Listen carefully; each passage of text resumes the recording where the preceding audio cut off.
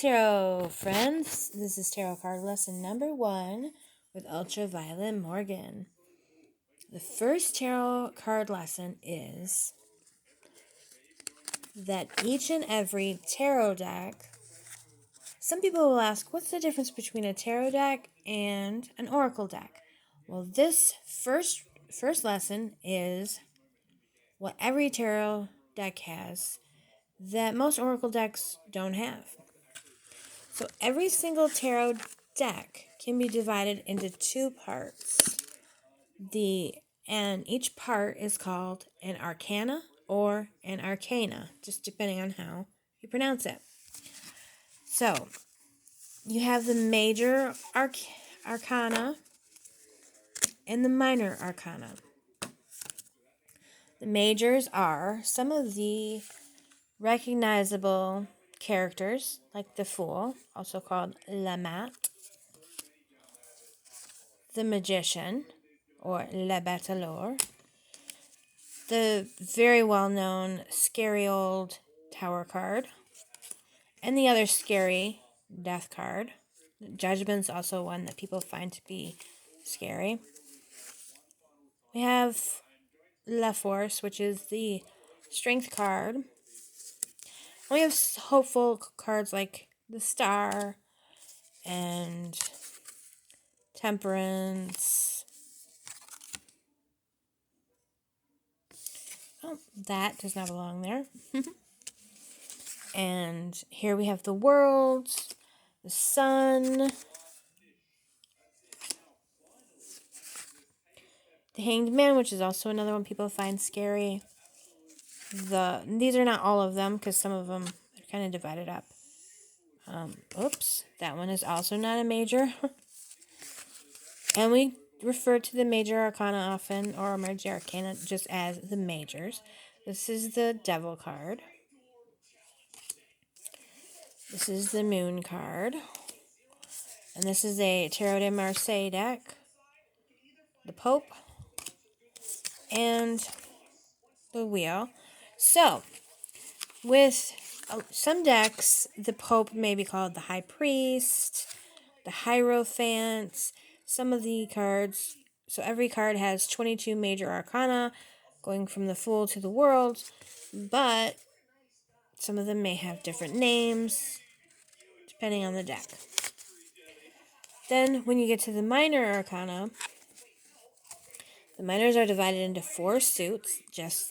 So the minors resemble a normal pack of playing cards, except one small difference. So there are 4 suits, and the 4 suits are sometimes named differently.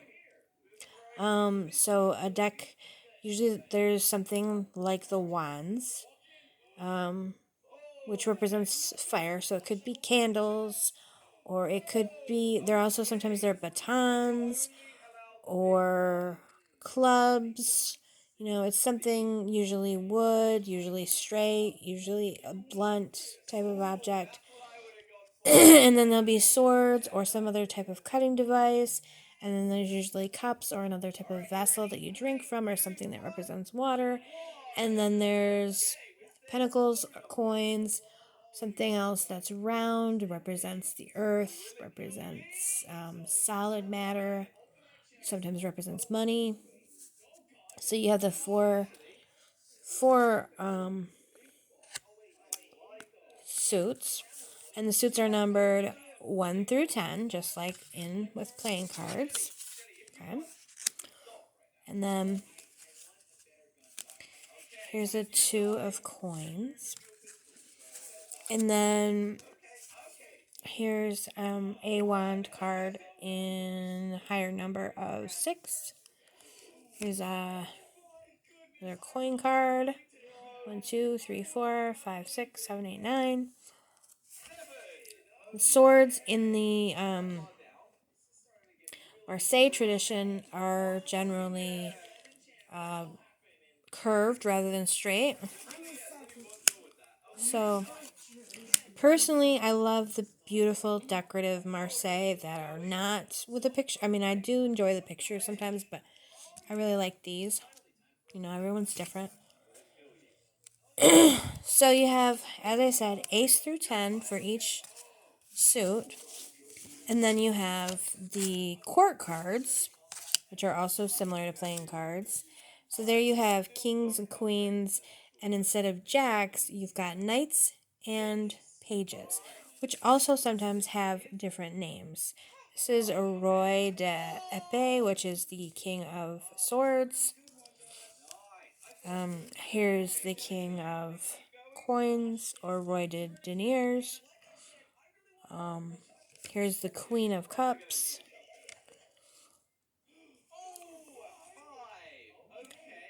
Queen of swords.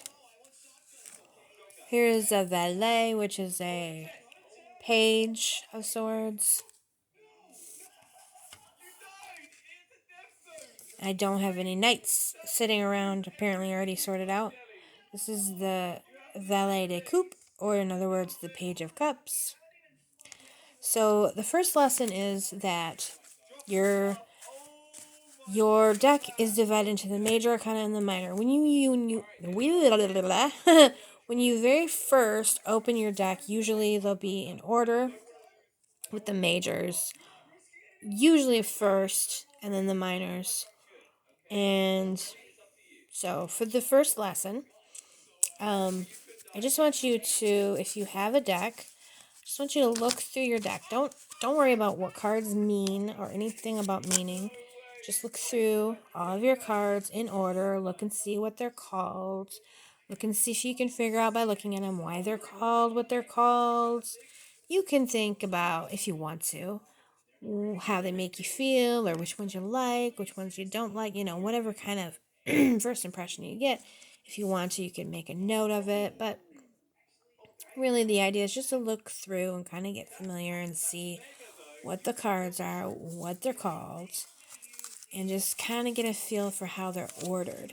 And if anything really, really jumps out at you, like really makes you feel like this card is amazing or whatever, definitely put some notes down in a little journal, in your what will become your tarot journal, or just in a notebook. You can also put down your thoughts for an entire group of cards. You do not have to put thoughts down for each individual card. Just any thoughts that you actually have that you feel are worth recording if you want. If there's a card, if you see a card like this, and for some reason you have 20 pages of thoughts and you want to write them down, go ahead. But there, you have no obligation to do so. Just record anything that you